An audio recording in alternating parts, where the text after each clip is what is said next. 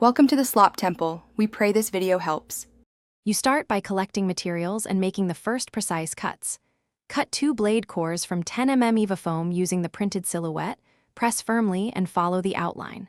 Once cut, sand edges lightly to remove rough fibers and test for alignment by stacking both cores. If edges don't match, trim small amounts until flush. Make sure to keep scraps for future layering and to label left and right pieces. This saves time when you glue and shape the profile in the next phase.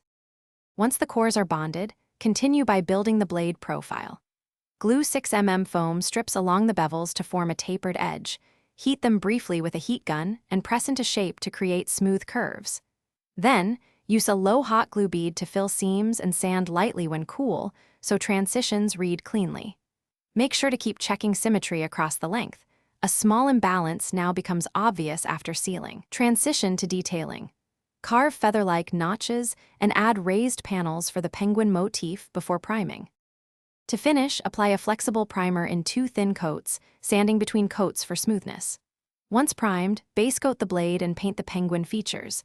Contrast a matte body color with a metallic edge for a convincing sword look. After paint dries, seal with a flexible clear coat so paint won't crack. Attach the handle wrap and foam guard, securing with contact cement.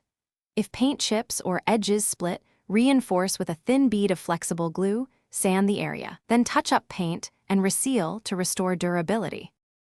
Thanks for watching. Consider subscribing if we helped you.